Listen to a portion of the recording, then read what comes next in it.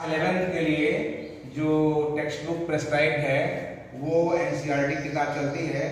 तो उसमें जो पहला चैप्टर है वो जो सेट है, तो सेट थोड़ा डिफिकल्ट होता है, इसलिए जो है इसको न पढ़ा करके पहले हम सीक्वेंस एंड सीरीज जो चैप्टर नंबर 9 है इसको पढ़ाते हैं। या पहले आसान पड़ेगा, आपको समझ में भी आराम से आएगा, और फिर आप चूँकि अभी 10th से 11th में आए हैं, आपका दिमाग उतना ज़्यादा अभी डेवलप नहीं है, इसलिए जो है हम चाहते हैं कि पहले ऐसी चीज़ पढ़ाई जाए जो आपको आसानी से समझ में आ जाए। तो हम स्टार्ट कर रहे हैं सीक्वेंस एंड सीरीज यानी अनुक्रम और श्रेणियाँ, इसे बोलते हैं। चैप्टर नंबर 9 एनसीईआरटी किताब से 9वां अध्याय है सीक्वेंस एंड सीरीज, अनुक्रम एवं श्रेणियां, यानी सीक्वेंस एंड सीरीज, इंग्लिश में सीक्वेंस एंड सीरीज। तो सबसे पहले हम देख रहे हैं कि जो पहला टर्म है यहाँ पे अनुक्रम है ना। तो सबसे समझना पड़ेगा हमको कि आखिर अनुक्रम क्या होता है।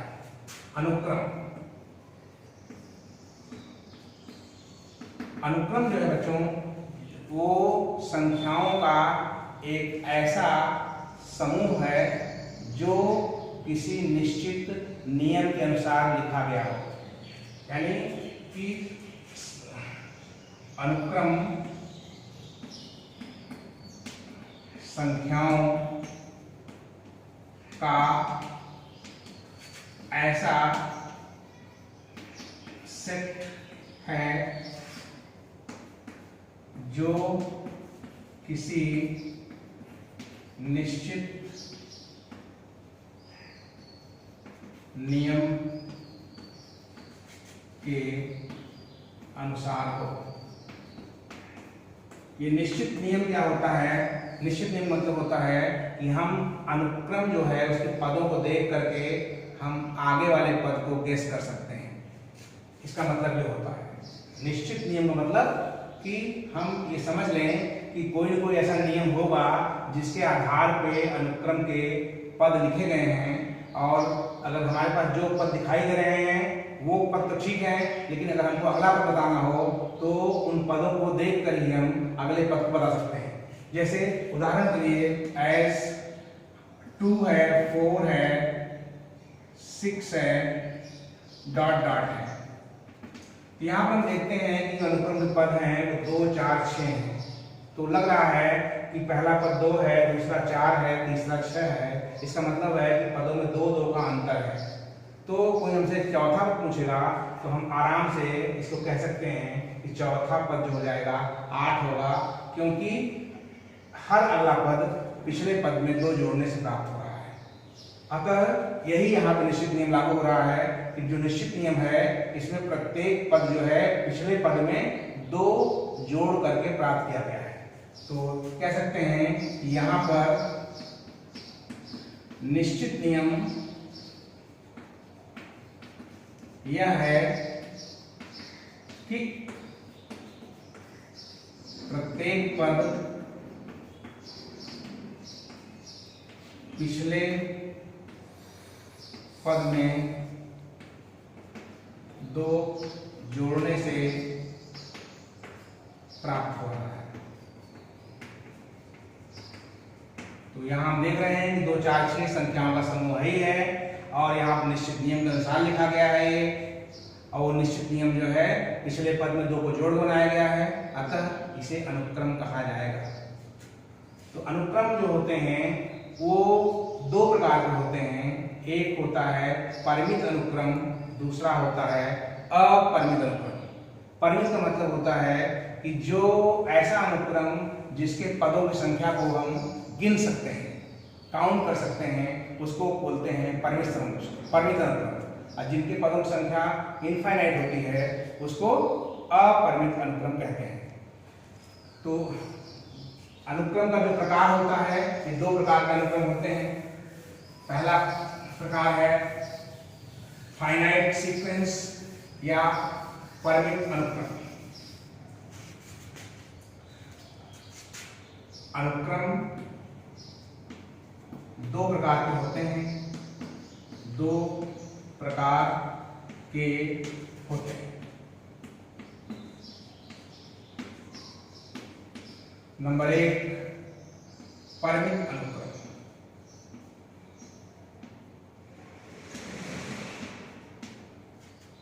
परिमित अनुक्रम से अंग्रेजी में बोलते हैं फाइनाइट सीक्वेंस। Finite sequence. और नंबर 2 है अपरिमित अनुक्रम।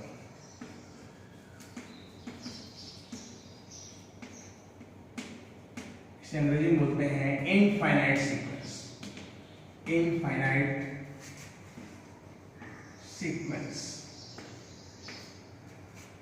तो जैसा कि नाम से स्पष्ट है, परिमित का मतलब होता है जिसकी गणना हम कर सकते हैं, जिसे गिन सकते हैं।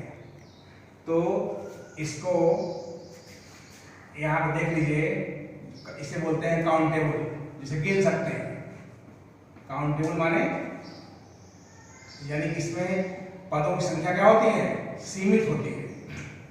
और इसका नाम है अनकाउंटेबल, मतलब ऐसा अनुक्रम जिसमें हम पदों को देख सकते हैं लेकिन गिन नहीं सकते, असीमित होते हैं। एग्जाम्पल 1, ये आपका ऐसे है कि 1 है, मान लीजिए 1/2 है, 1/3 है, डॉट डॉट 1/10 है। तो यह एक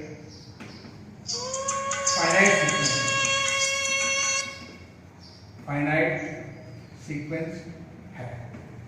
क्यों? क्योंकि पदों की संख्या जो है वो है 10 है। संख्या 10 सीमित है। एग्जाम्पल नंबर 2,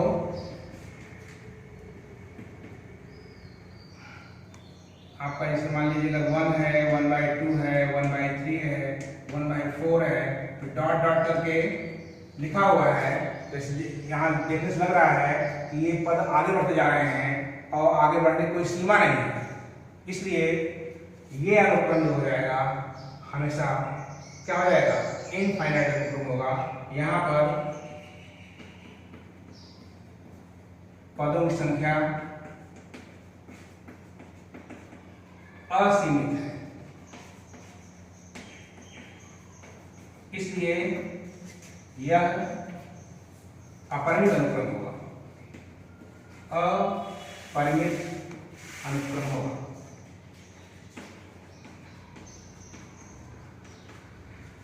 इस प्रकार बच्चों हमने बता दिया आपको कि अनुक्रम क्या होता है। अनुक्रम जान गए हो कि अनुक्रम जो होता है वो कुछ और नहीं है बल्कि संख्याओं का ही एक समूह है, जिसके जो पद होते हैं किसी निश्चित नियम का पालन करते हुए लिखे जाते हैं। और यह निश्चित नियम देखने से स्पष्ट हो जाता है, अनुक्रम पदों को देखने से अपने आप समझ में आ जाता है। और हमने बताया कि अनुक्रम का जो प्रकार है वो केवल 2 प्रकार के होते हैं। अनुक्रम का पहला प्रकार है परिमित अनुक्रम, दूसरा है अपरिमित अनुक्रम। तो परिमित का मतलब होता है ऐसा अनुक्रम जिसे आप गिन सकें, जिसके पदों की संख्या गिन से बता सकते हैं कितना इस पद है। और अपरिमित का मतलब होता है कि आप पदों की संख्या को न गिन पाए, अर्थात उसमें पदों की संख्या का अंतिम पद आप बता नहीं सकते, उसे बोलते हैं अपरिमित। अब अनुक्रम के पश्चात हम आपको बताएंगे श्रेणी, सीरीज क्या होती है। शुरू करो, बना रहे